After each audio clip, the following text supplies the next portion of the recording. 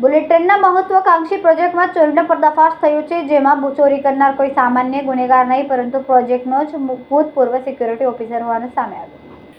Mohammad શેહજાદ ઉર્ફ handsome Sajid Pathan નામના ભૂતપૂર્વ officer અને તેના 3 સાથીઓએ મળીને કુલ રૂપિયા 3,52,121ની કિંમતના બુલેટ ટ્રેનના મહત્વપૂર્ણ પાર્ટ્સની ચોરી કરી। આ ચોરીના કિસ્સામાં ચોરની ઓળખ જ નહીં પરંતુ તેના ઇરાદા અને મોડર્ન ઓપરેન્ટથી પણ સૌને ચોંકાવી દીધા છે। એસીપી નીરવ ગોહિલ દ્વારા મળેલી માહિતી મુજબ મોહમ્મદ શેહજાદ અગાઉ બુલેટ ટ્રેન પ્રોજેક્ટમાં સિક્યુરિટી ઓફિસર તરીકે કામ કરતો હતો। આ નોકરી છોડ્યા બાદ તેને પ્રોજેક્ટની અંદરની માહિતી, ખાસ કરીને કિંમતી વસ્તુ ક્યાં રાખવામાં આવે છે તેની સંપૂર્ણ જાણકારી હતી। આ જાણકારીનો લાભ લઈને તેણે આ ગુનાને અંજામ આપ્યો હતો।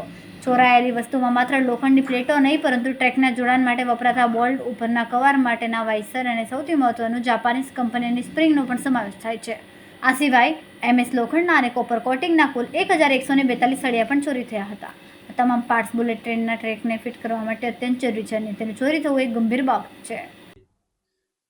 સચિન પોલીસ સ્ટેશનમાં 2 અનડિટેક ચોરીના અલગ અલગ ગુનાઓ દાખલ થયેલ છે। આ 2 અનડિટેક ગુનાઓ પૈકી એક ગુનો વક્તાણા ગામે જે બુલેટ ટ્રેનનો પ્રોજેક્ટ ચાલે છે, આ પ્રોજેક્ટમાં જે ટ્રેક જે લિંક કરવા માટે એક પ્લેટો વપરાય છે, એ પ્લેટ, એના સિવાય બોલ્ટ, પછી જે ઉપર કવર કરવા માટેના જે વાઇસર અને જાપાનીઝ કંપનીની સ્પ્રિંગ, એમ ટોટલ 3,52,121 રૂપિયાનો મુદ્દામાલની ચોરી થયેલી હતી, જે સંબંધે અનડિટેક ગુનો રજીસ્ટર કરવામાં આવેલો હતો।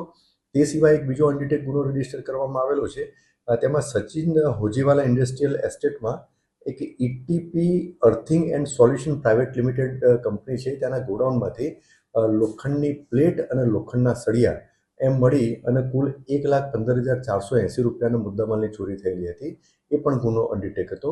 આ બંને ગુના અનડિટેક હોવાથી એને ડિટેક્ટ કરવા માટે અને આરોપીઓને શોધી અને મુદ્દામાલ રિકવર કરવા માટેની દિશામાં સ્થાનિક પોલીસ સ્ટેશનની અલગ અલગ ટીમ અલગ અલગ દિશામાં કામગીરી કરી રહેલી હતી, તપાસ કરી રહેલી હતી। દરમિયાન સચિન પોલીસ સ્ટેશનમાં ફરજ બજાવતા ડિસ્ટાફના એક કર્મચારીને એક સ્પેસિફિક બાતમી મળેલી હતી કે સામરોદ ગામના 4 આરોપીઓએ આ ગુનો કરેલો છે। તો જે અનુસંધાને આ બાતમી આધારે બાતમી મળેલી હતી, એ 4 આરોપીઓને પોલીસ સ્ટેશન લાવી અને એમની પ્રાથમિક પૂછપરછ કરવામાં આવેલી, તો એમને ગુનાની કબૂલાત કરેલી હતી।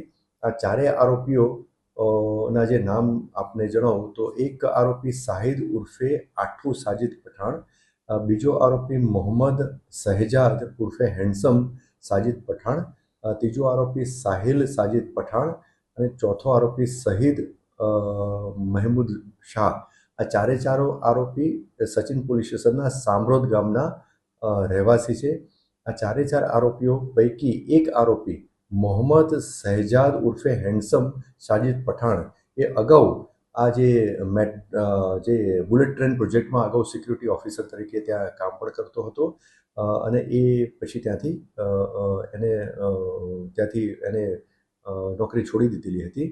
તો આ એક ટૂંકમાં જાણકાર હતો અને આ 4 આરોપીઓની પૂછપરછમાં આ જે મુદ્દામાલ જે ચોરી કરેલો છે એ એમણે એક લાજપોર ગામમાં રહેતા મોહમ્મદ હનીફ નિઝામુદ્દીન સૈયદ કરીને જે છે એને વેચેલો હતો। એટલે આ 5મા આરોપીનું પણ એક રિસીવર તરીકેની ભૂમિકા જણાઈ આવતા એની પણ તપાસ કરી અને એ મળી આવતા એની પણ પૂછપરછ કરી અને એની ગુનાહિત સંડોવણી જણાઈ આવતા આ 5મા આરોપીને પણ ધરપકડ કરવામાં આવેલી છે। આમ આ 5 આરોપીઓની ગુનાના કામે ધરપકડ કરવામાં આવેલી છે અને જે ચોરીમાં ગયેલ મુદ્દામાલ પૈકી 1,15,480 રૂપિયાનો મુદ્દામાલ રિકવર કરવામાં આવેલો છે અને અન્ય મુદ્દામાલ રિકવર કરવાની દિશામાં પણ તપાસ હાલમાં ચાલુ છે। આ 5 આરોપીઓની આજ દિન સુધીની તપાસ દરમિયાન કોઈ ગુનાહિત ઇતિહાસ જણાઈ આવેલો નથી, તેમ છતાં એ દિશામાં પણ હાલમાં તપાસ ચાલુ છે। કેમેરામેન સેનલ વિરાણી સાથે વિશાલ છેટા, માનવ પ્રભા ન્યૂઝ। અમારા વિડિયોની નવી અપડેટ મેળવવા માટે સબસ્ક્રાઇબ કરો માનવ પ્રભા ન્યૂઝ ચેનલને, બેલ આઇકન ક્લિક કરો લેટેસ્ટ વિડિયો સૌથી પહેલા મેળવવા માટે।